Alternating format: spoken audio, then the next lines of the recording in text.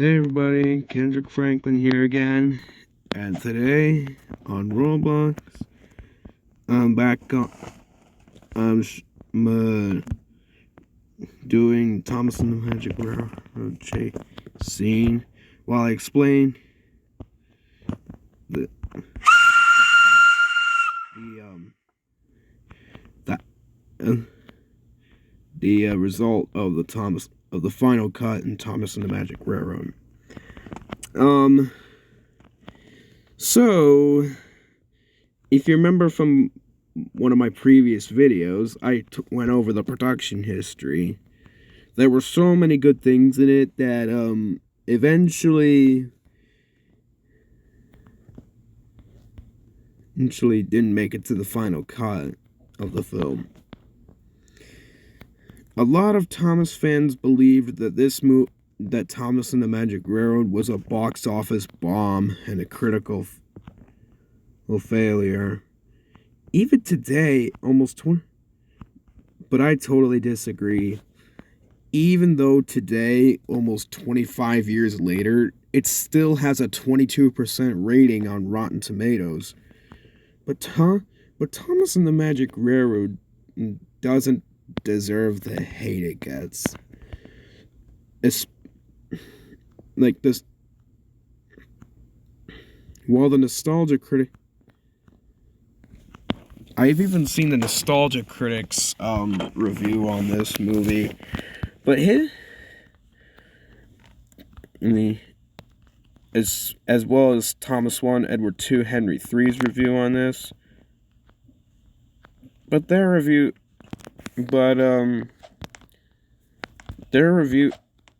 even though especially the Unlucky Tugs, their reviews,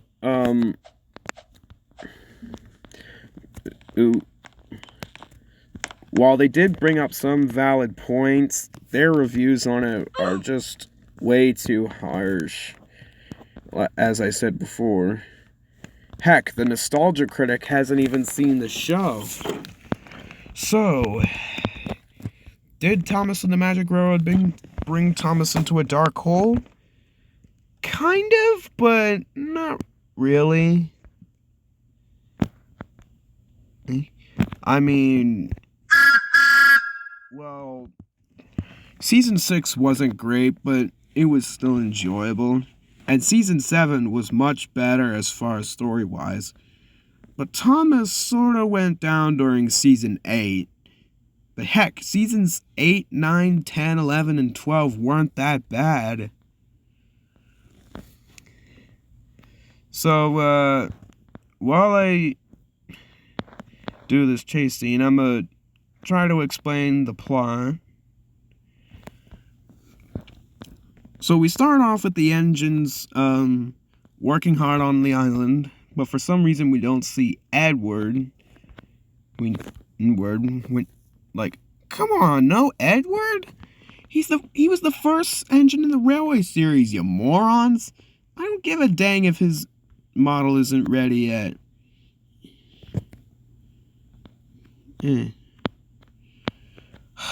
Anyway.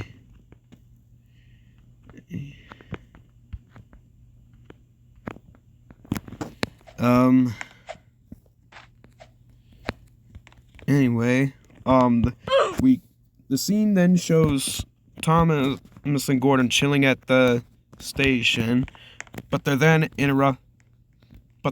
interrupted by Diesel Ted, who flies past us, saying he has unfinished business, and isn't it?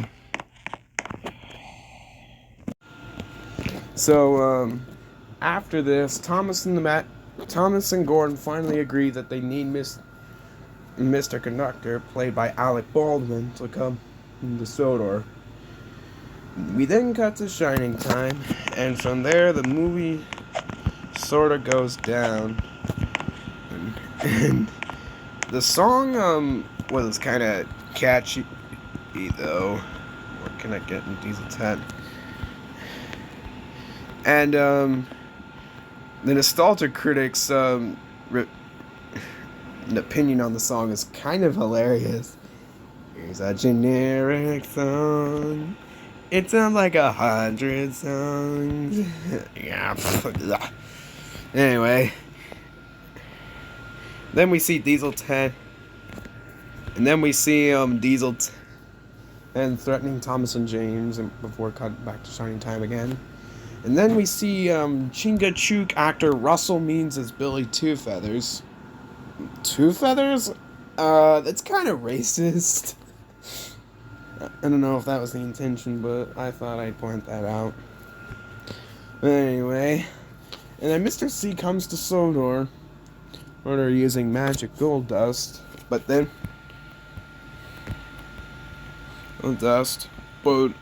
however, when he gets to Sodor, his gold dust goes bye-bye, and wait a minute.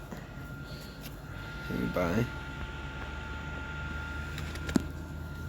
And so he needs more. And so as a result, all this was happening while Diesel 10 is conveniently on Sodor.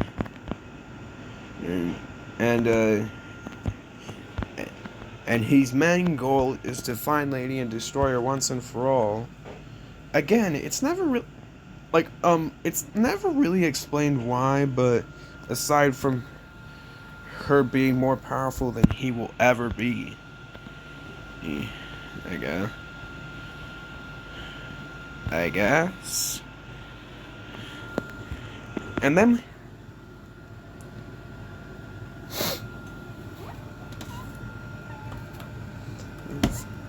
we cut to Lil. And then we also see Burnett Stone, played by Captain America, aka Peter Fonda, and moping in this movie. Like, when I first saw this, I was like, what is he doing here?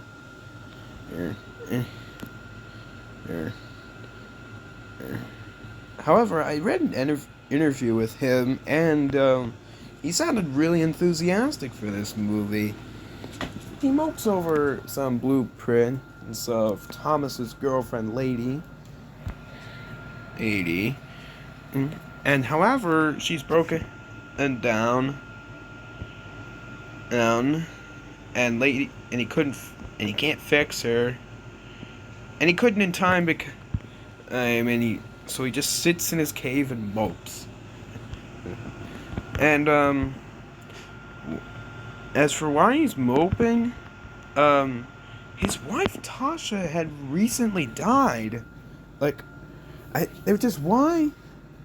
And that's a good reason to be sad. Like, why did the nostalgia critic be so harsh to him? Lighten up! It's Thomas the Tank Engine! Oh. What's that?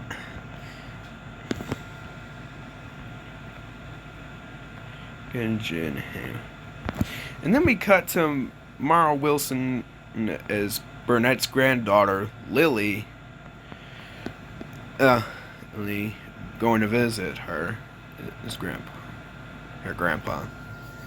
I'm sorry, but not a big fan of Lily.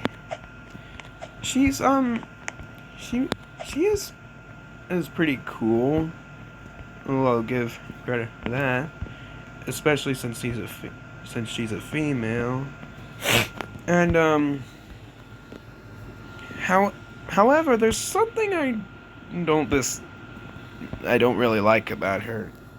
It's kind of hard to explain why, but just like Thomas 1, Edward 2, Henry 3, to give you an idea, she's like Freddie Highmore's Charlie in Tim Burton's Charlie and the Chocolate Factory. And as much as I love that movie, Charlie was just too perfect, completely bland and one-dimensional. Lily is exactly the same.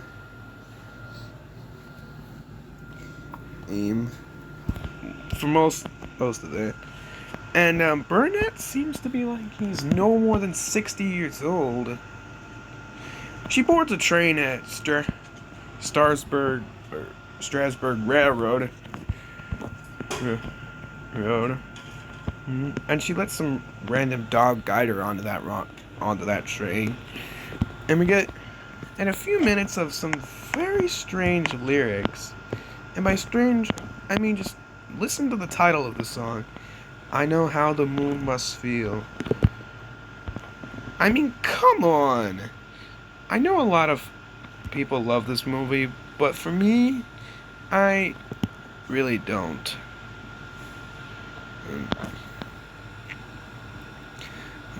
It just ends a point of some really strange lyrics.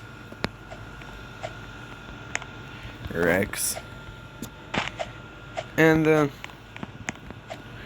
so anyway, back to the story. She meets up with Mr. C's cousin, C Jr., played by Scottish actor Michael E. Rogers. As for why he's called Junior, I don't know. He's his cousin, not his son. I just wish they could explain it, for crying out loud. Anyway, and he brings her to the island of Sodor, where while all of this is going on, while all the chaos is going on, and yeah, I'm just trying to remember from what I can from the story, and since it's kind of actually a while since I've seen this.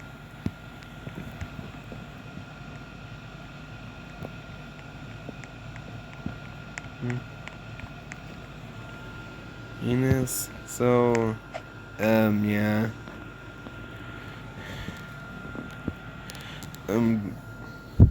Then,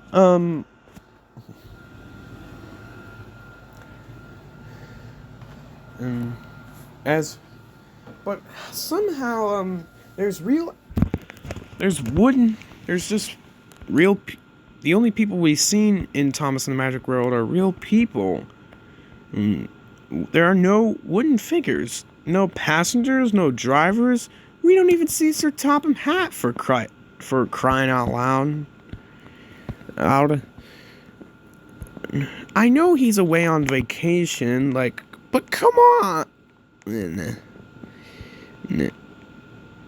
They only show him a picture of him at one point, as well as his wife Lady Hat. Anyway, so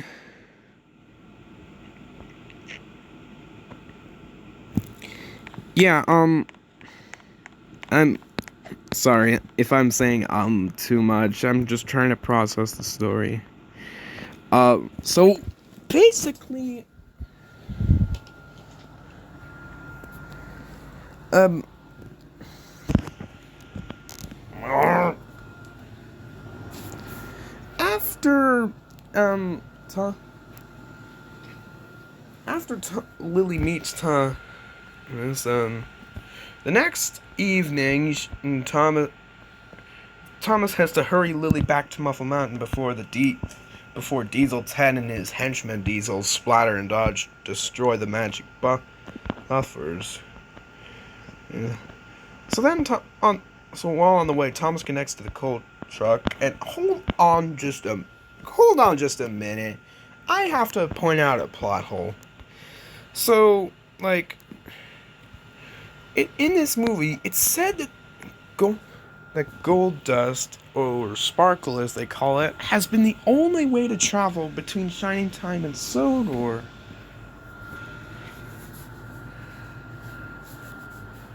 But that just, we later find out that Mr. C was lying about that. There's a magic railroad that at connects Sodor Shining Time Station to Sodor, and could,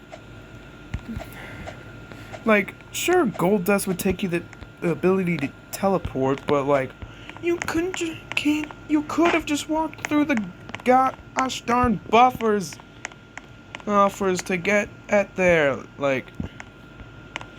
so, if, sure, but I mean, sure, it would take you longer, but it can still get you there, so if Thomas can do it, then why can't you? Anyway, back to the story. Lily abandons Thomas on the mountain, and he gets blown off by a gust of wind, and he goes through the magic portal, and C Junior, after being hijacked from Diesel 10, saves himself and James from Diesel 10, and they get Lily to steam once again, and then they go through the Magic Railroad and talk, along with a boy named Patchen. And Thomas conveniently, I'll get to it later. I'll get to it in my next video.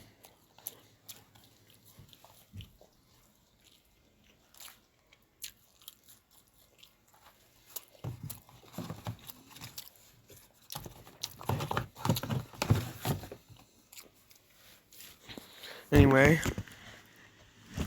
Thomas conveniently ends up back on the Magic Railroad and follows them back to Soda, where they meet up with Mr. C and Jr. And later on, when did this get so dang complicated? Even today, I have trouble figuring out what's going on. Why is Lady making all those shavings on the Magic Railroad? And how does Thomas end up on a portal?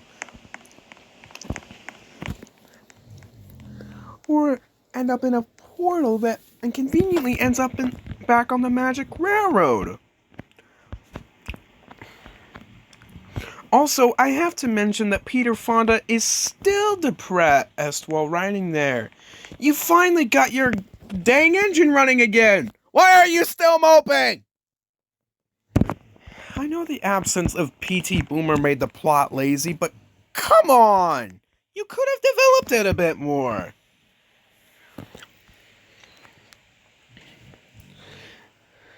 Anyway, earlier I missed something, so I'll just say, and earlier on in the scene, while Mr. C is trying to find the gold, find the windmill, he looks like he had a mental breakdown on set. As a matter of fact, I remember both me and my brother Corbin laughing our butts off at this scene. He was super entertaining in this movie. He was eating some veggies in order to remember something, and it just says something, and some random things, like plane, drain, mountain, fountain, sausage, and bicycle, and toothpaste? What the heck does that have to do with gold dust? Nothing. It's just funny. Anyway, so after Thomas and Lady meet up with Mr. C, meet up with Mr. C and C Jr., this leads us to the famous chase scene. And what do I think of it? I actually love it. These engines running from a heavy metal mutated machine, it was awesome.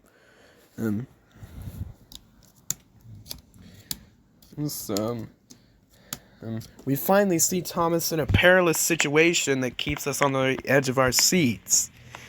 So anyway, after Diesel 10 is gone, the magic gold dust is finally restored, and we get our generical generic magical happy ending. So, that was Thomas and the Magic Railroad's plot. So, that's it for today, guys. I'll be explaining the in some future videos. I'll explain the negatives and positives I have with Thomas and the Magic Railroad, and that will be in the next video. So, hope you all enjoyed this video. Don't forget to subscribe and press that like. Don't forget to subscribe if you want to join the Kendra crew, and leave a like if you enjoyed this video, and we'll see you in the next one. Bye-bye! Now, we'll always remember our shining time together.